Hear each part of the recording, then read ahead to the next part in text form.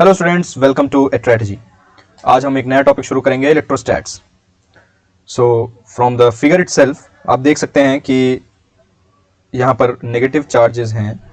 थोड़ा सा मिसप्रिंट है, उसके लिए सॉरी। तो यहाँ पर नेगेटिव चार्ज एक स्फेयर है नेगेटिवली चार्ज, और एक पॉजिटिवली चार्ज टेस्ट चार्ज है। यहाँ से कुछ लाइंस निकल रही हैं जो कि पॉजिटिव से निकल रही हैं और नेगेटिव में जाके टर्मिनेट हो जा रही हैं।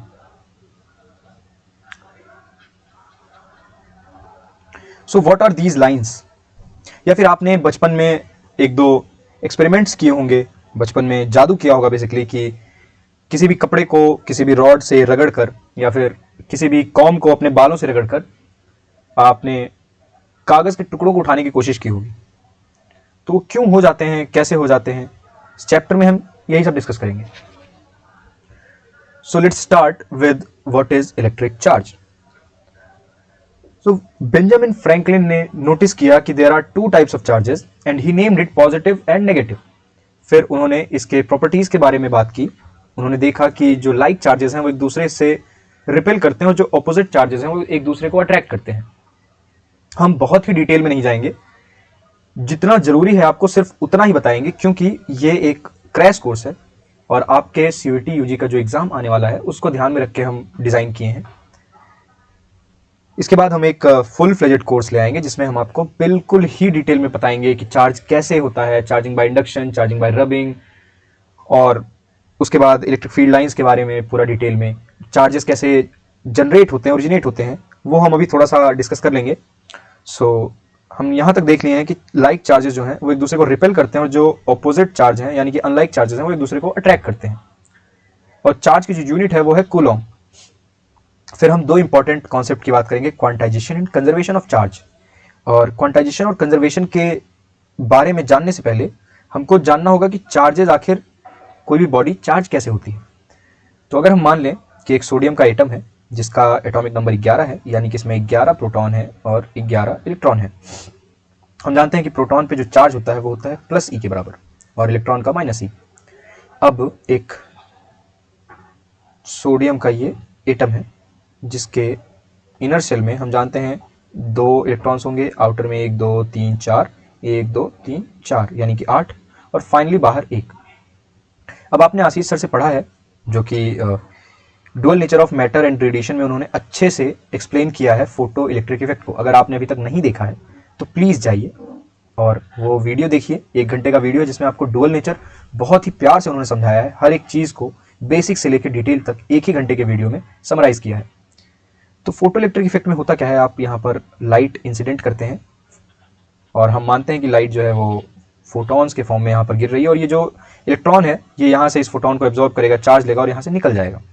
तो फोटो इलेक्ट्रिक इफेक्ट में हम देखते हैं कि जो इलेक्ट्रॉन निकल गया इसकी क्या कहानी है, लेकिन इलेक्ट्रोस्टैट्स में हम देखेंगे कि ये इलेक्ट्रॉन जहाँ से निकला है उसकी क्या कहानी है। सो बेसिकली ये इलेक्ट्रॉन यहाँ से निकल गया, तो अब जो सोडियम का एटम बचा वो एटम ना रह के सोडियम का आयन बन गया, Na+ हो गया। क्यों? क्योंकि अब इसके पास है 11 प्रोटॉन और 10 इलेक्ट्रॉन, यानी कि ये हो गया प्लस ई चार्ज्ड। सिमिलरली जो इलेक्ट्रॉन निकला है उसके ऊपर जो चार्ज है वो है माइनस ई। तो अब क्या होगा अगर फिर से आप इसके अंदर का एक और इलेक्ट्रॉन निकालना चाहें तो वो निकलेगा, तो इसके ऊपर जो चार्ज आएगा वो हो जाएगा +2e, और जो इलेक्ट्रॉन अब रिलीज होगा वो -e प्लस एक और -e निकल जाएगा, तो -2e चार्ज इसमें से निकल जाएगा। फिर आप एक और इलेक्ट्रॉन निकालेंगे तो जो चार्ज इस पे आएगा होगा +3e और एक और इलेक्ट्रॉन निकल जाएगा। तो बेसिकली यहाँ पर हो क्या रहा है, यहाँ पर हो ये रहा है कि जो चार्जेस हैं वो क्वांटाइज्ड हैं, और वो क्वांटाइज्ड किसके फॉर्म में है, ई के चार्ज के बराबर, वेदर प्लस और माइनस। यानी कि जो चार्ज किसी भी मटेरियल पे आप दे सकते हैं वो +e दे सकते हैं, +2e या 3e या 4e इस फॉर्म में दे सकते हैं, या फिर -e दे सकते हैं, -2e -3e इस फॉर्म में दे सकते हैं। आप कहीं पे भी 1.5e चार्ज नहीं दे सकते। क्यों? क्योंकि इलेक्ट्रॉन निकलेगा तो पूरा निकलेगा, आधा इलेक्ट्रॉन कहाँ से निकलेगा। तो जो बेसिक चार्ज की यूनिट है, जो सबसे छोटी चार्ज की यूनिट है वो इलेक्ट्रॉन है। क्वार्क्स का कॉन्सेप्ट आया है, लेकिन क्वार्क्स जो है वो इंडिपेंडेंटली स्टेबल नहीं है। अगर +1/3e और +-2/3e क्वार्क्स जो हैं ये एक दूसरे के साथ मिलकर कंबाइन हो जाते हैं और वापस से ई बनाते हैं, ये इंडिपेंडेंटली स्टेबल नहीं है। तो इसीलिए अभी भी जो बेसिक बेसिक चार्ज का क्वांटिटी है वो ई है और चार्ज इसी पे क्वांटाइज्ड है। सो यहीं से वो जो फॉर्मूला आता है क्वांटाइजेशन ऑफ चार्ज का, जो थोड़ा बहुत कंफ्यूज करता है हम लोग को, वो है Q is equals to N into E, that is Q is equals to plus minus N E, plus minus obviously sign, और ये जो n है दैट n इज 0 1 2 3 4 5 6 7 8, और इसी को हम कहते हैं क्वांटाइजेशन ऑफ चार्ज। और यहाँ पे ये E है इलेक्ट्रॉन का जो चार्ज होता है वो। तो यही है आपका क्वांटाइजेशन ऑफ चार्ज। अब कंजर्वेशन ऑफ चार्ज क्या है? So basically charge can not be created and not be destroyed. हम कर क्या रहे थे? इलेक्ट्रॉन को एक एटम से निकाल के दूसरे एटम में ट्रांसफर कर रहे थे, दूसरे एटम से तीसरे में, या फिर पहले से दूसरे में, यही सब कर रहे थे। हम इलेक्ट्रॉन को पैदा नहीं कर रहे थे, हम इलेक्ट्रॉन को जला के खत्म नहीं कर दे रहे थे, हम इलेक्ट्रॉन को बस एक मटेरियल से दूसरे मटेरियल में ट्रांसफर कर रहे थे। So charge is conserved, right, and charge is quantized too. Now moving on to the next topic, which is a visualization which was done by a great physicist Michael Faraday. So basically क्या है कि जो electrostatic force है वो काम कैसे करता है? तो हम जानते हैं कि फोर्स जो है वो दो तरीके का होता है, एक होता है कॉन्टैक्ट फोर्स, एक होता है नॉन कॉन्टैक्ट फोर्स। फिर जो नॉन कॉन्टैक्ट फोर्सेस हैं इसमें हम जानते हैं कि अपने फील्ड के थ्रू एक दूसरे पे फोर्स एक्सर्ट करते हैं। तो माइकल फराडे ने ये फील्ड का जो पिक्चर है इसको ड्रॉ किया था। उन्होंने बताया कि जो पॉजिटिव चार्ज है और ये जो पॉजिटिव चार्ज है, इन दोनों से इलेक्ट्रिक फील्ड लाइंस निकलेंगी और फाइनली एक दूसरे को रिपेल करेंगी, जिससे कि यहाँ पर रिपल्शन क्रिएट होगा और ये दोनों एक दूसरे से दूर भागेंगे। लेकिन जो ऑपोजिट चार्जेस हैं, यहाँ से इलेक्ट्रिक फील्ड निकलेगी और इसमें टर्मिनेट होगी, और ये जो नेगेटिव चार्ज है वो इस इलेक्ट्रिक फील्ड को वेलकम करेगा और यहाँ पर अट्रैक्शन का फोर्स होगा, राइट।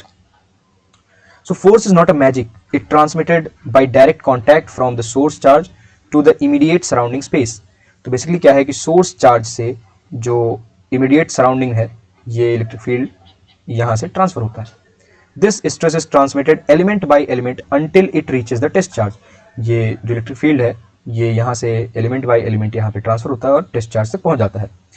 माइकल फराडे ने ये फील्ड थ्योरी दी थी और उन्होंने ये लाइन को ड्रॉ किया था ये बताने के लिए कि कैसे ये फील्ड लाइंस मूव करती हैं, राइट।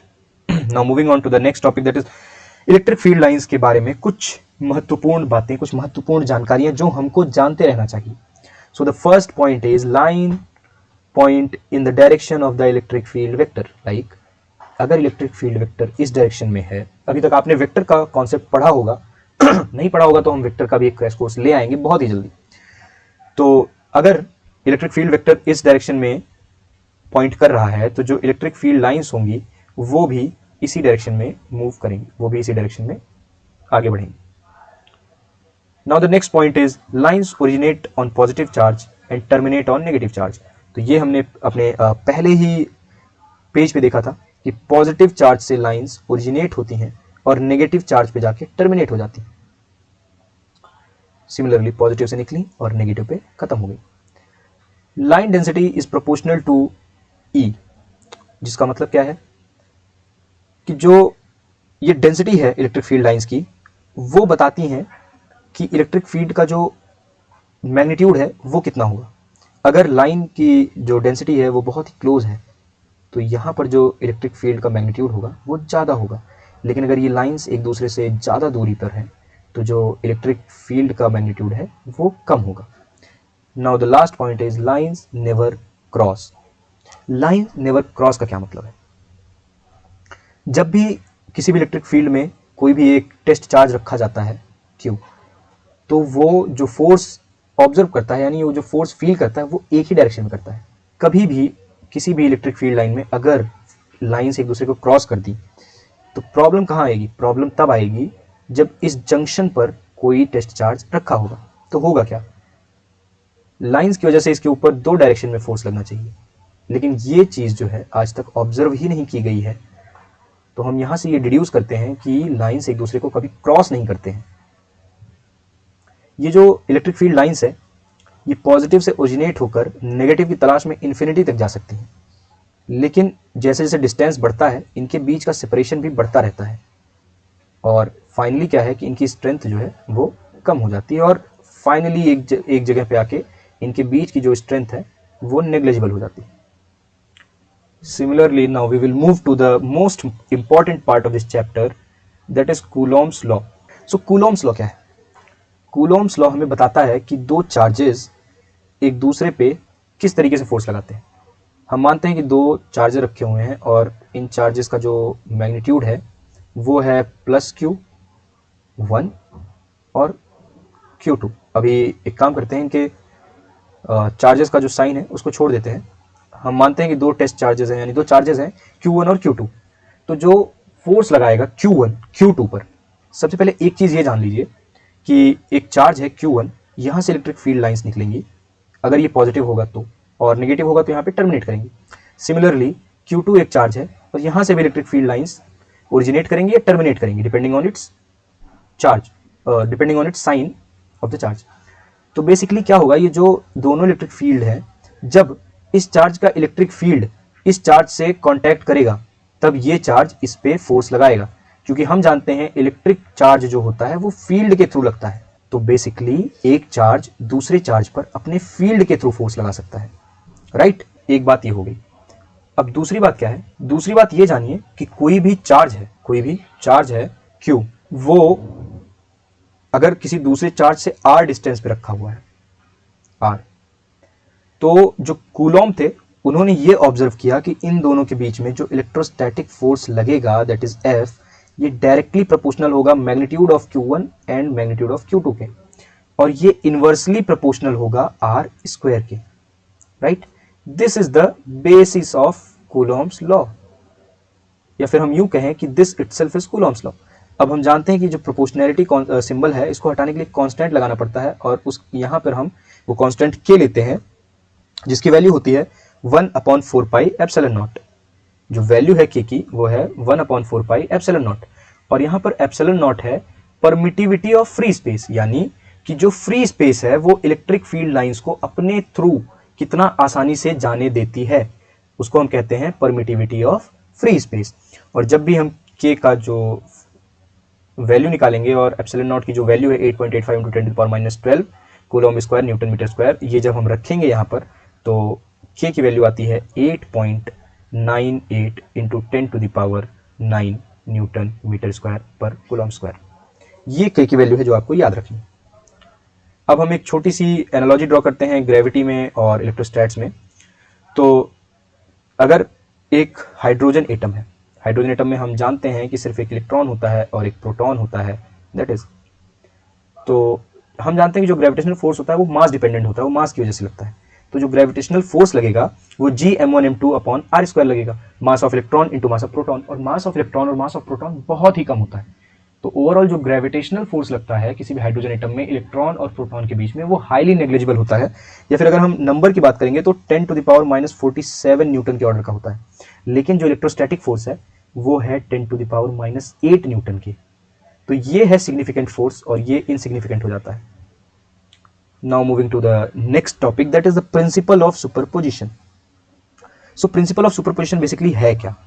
अगर हम बहुत ही आसान भाषा में समझना चाहें प्रिंसिपल ऑफ सुपरपोजिशन को, तो हम एक ब्लैंक शीट पर चलेंगे और देखेंगे कि अगर हम यहाँ पर एक चार्ज रखते हैं Q, यहाँ पर एक और चार्ज रखते हैं Q, और यहाँ पर एक और चार्ज रखते हैं Q, और यहाँ पर एक चार्ज रखते हैं -Q, ये तीनों प्लस साइन के हैं, और ये एक चार्ज है माइनस साइन का। ये चार्ज है Q0। Q0 मतलब टेस्ट चार्ज। टेस्ट चार्ज मतलब बहुत ही छोटा चार्ज, जो इतना छोटा कि बाकी किसी भी चार्ज के इलेक्ट्रिक फील्ड को डिस्टर्ब ना करे, राइट। सो अब हम देखेंगे कि ये जो टेस्ट चार्ज है इस पे टोटल कितना फोर्स लग रहा है। तो उसके लिए हम क्या करेंगे? उसके लिए हम देखेंगे कि ये जो Q है इसका जो इलेक्ट्रिक फील्ड है वो इस पे पहुंच रहा है, इस चार्ज का जो इलेक्ट्रिक फील्ड है वो भी यहाँ पर है, और ये जो चार्ज है इसका भी इलेक्ट्रिक फील्ड ये है। तो बेसिकली इस चार्ज पर तीन तरफ से इलेक्ट्रिक फील्ड आ रही है, और इलेक्ट्रोस्टैटिक जो फोर्स होता है वो इलेक्ट्रिक फील्ड के ही माध्यम से लगता है। अब होगा क्या, बेसिकली इस चार्ज पे तीन फोर्सेस टोटल लगेंगे। ये होगा F1, ये होगा F2, ये होगा F3। तो आप कहेंगे कि फाइनली ये चार्ज मूव किस डायरेक्शन में करेगा, ये जो Q0 है ये मूव किस डायरेक्शन में करेगा। तो प्रिंसिपल ऑफ सुपरपोजिशन यही बताता है कि किसी भी चार्ज पर जब मल्टीपल फोर्सेस एक्ट कर रहे हों तो जो नेट चार्ज होगा वो vector sum of F1, F2, F3 होगा, यानी कि जो F नेट होगा वो वेक्टर सम होगा F1 का, F2 का और F3 का। अगर आपने अभी वेक्टर नहीं पढ़ा है तो घबराइए मत, हम जल्दी ही वेक्टर की भी एक वन शॉट वीडियो ले आएंगे। लेकिन यहाँ पे आप बस इतना जान लीजिए कि वेक्टर सम क्या होता है। अगर कोई फोर्स इस डायरेक्शन में है F1 और कोई फोर्स इस डायरेक्शन में है F2, तो बेसिकली हम क्या करते हैं वेक्टर सम में हेड टू टेल अरेंजमेंट होता है, यानी कि F1 को तो ऐसे ही रखेंगे हम, और जो F2 है इसको मूव करेंगे पैरेलली, मतलब ये F2 इस डायरेक्शन में है तो इसको पैरेलली यहाँ पर मूव करके इसके हेड पर रखेंगे इस डायरेक्शन में, राइट। ये हो गया अपना F2, और अब इसके टेल से इसके हेड को ज्वाइन करेंगे और ये जो आएगा ये आएगा अपना Fnet, and Fnet is equals to vector sum of F1 F2। तो बेसिकली यही होता है अपना वेक्टर सम। और अगर कहीं पे तीन फोर्सेज हैं F1 F2 F3, तो हम क्या करेंगे, इस वाले F2 को इसके हेड पर रखेंगे, फिर ये जो F3 है उसको इसके हेड पर रखेंगे, और अब वापस से हम अपना Fnet कैलकुलेट कर लेंगे। So this is the vector sum. तो जो प्रिंसिपल ऑफ सुपरपोजिशन है वो यही बताता है कि इस चार्ज द्वारा जो फोर्स इस टेस्ट चार्ज पर लगाया जाएगा वो बाकी दोनों चार्जेस से इंडिपेंडेंट होगा। यानी कि अगर इसकी इलेक्ट्रिक फील्ड E1 है, तब जब ये दोनों चार्जेस नहीं होते तो इन दोनों चार्जेस के रहने के बाद भी ये जो इसके ऊपर इलेक्ट्रिक फील्ड का प्रभाव होगा वो E1 ही होगा, और इसके ऊपर जो फोर्स का प्रभाव होगा वो वही F1 होगा जो इन दोनों चार्जेस के ना रहते हुए होता। ठीक है, मतलब कि ये चार्ज इंडिपेंडेंट है, ये चार्ज इंडिपेंडेंट है, ये चार्ज इंडिपेंडेंट है, कोई एक दूसरे की वजह से अपने फोर्स को कम या ज्यादा नहीं कर लेगा। वो अपने स्ट्रेंथ का पूरा फोर्स इसके ऊपर लगाएगा, और इसके ऊपर जो फाइनल फोर्स लगेगा वो इन तीनों का वेक्टर सम होगा। That is the principle of superposition. अब हम इस एग्जांपल में देखेंगे कि बेसिकली प्रिंसिपल ऑफ सुपरपोजिशन कैसे काम कर रहा है। तो हमने यहाँ पर एक पॉजिटिव चार्ज लिया है Q3 जो है 3 माइक्रो कूलम, यहाँ पर एक चार्ज लिया है negatively charge that is Q2, और यहाँ पर एक पॉजिटिव चार्ज लिया है Q1, राइट। सो बेसिकली अब इनके बीच के डिस्टेंस को हम मेजर करेंगे। ऑब्वियसली फोर्स हमें निकालना है तो लास्ट में नीचे R स्क्वायर रहता ही है, और ये डिस्टेंस एक्चुअली इस डिस्टेंस की जरूरत नहीं है क्योंकि हम इस चार्ज पर इन दोनों चार्जेस के फोर्स कैलकुलेट कर रहे हैं, तो हमको ये डायरेक्शन चाहिए और हमको ये डिस्टेंस चाहिए। अब जो फोर्स है हम जानते हैं कि फोर्स होता है Q1 Q2 upon R square. तो इनके बीच में जो फोर्स लगेगा वो हम F1 मान ले रहे हैं, दैट इज ये F13, that is force on 3 due to 1, या फिर ऐसे कहें कि force of 1 on 3। Similarly Q2 charge की वजह से जो Q3 पर फोर्स लग रहा है वो अट्रैक्टिव नेचर का होगा, यानी कि वो इस तरफ लगेगा, that is force by 2 on 3।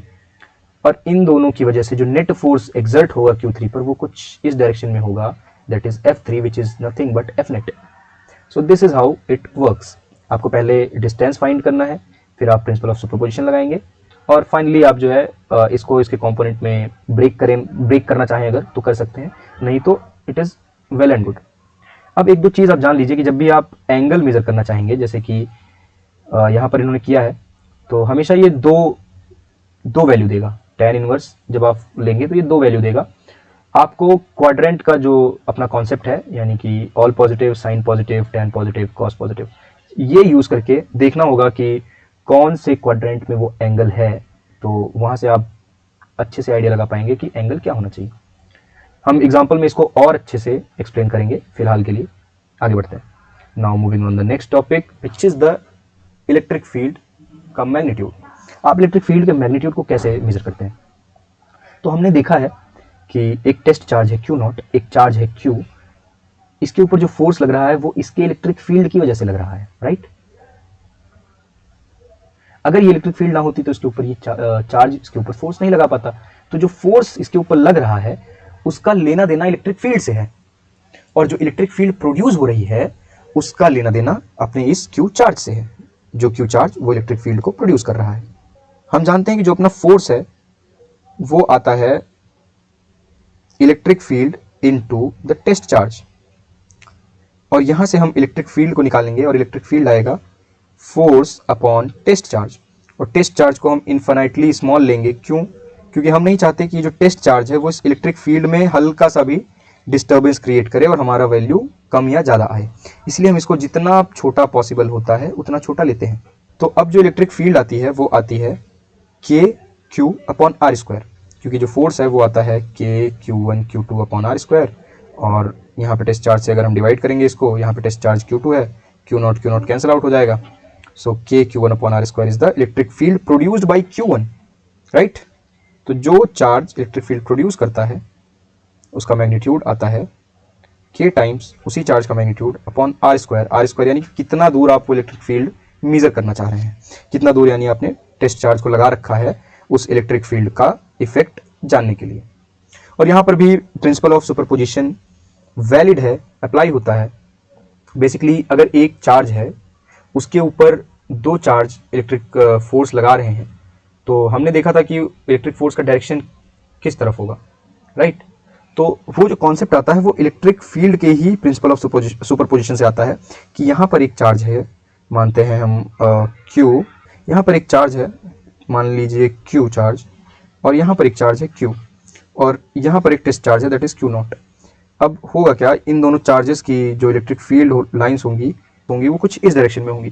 तो इस चार्ज पे जो फोर्स लगेगा वो कहाँ लगना चाहिए, तो वो लगना चाहिए इस डायरेक्शन में, और वो आएगा सपोज करिए ये E2 था और ये E1 है, तो वो इनके वेक्टर सम जो है वो बताएगा कि इसका डायरेक्शन और मैग्नीट्यूड क्या होना चाहिए। एक कॉन्सेप्ट हमने पढ़ा था पहले कि इलेक्ट्रिक फील्ड लाइंस एक दूसरे को कट नहीं करती हैं, और वो कॉन्सेप्ट आज भी एप्लीकेबल है। It is just for purpose of understanding, right.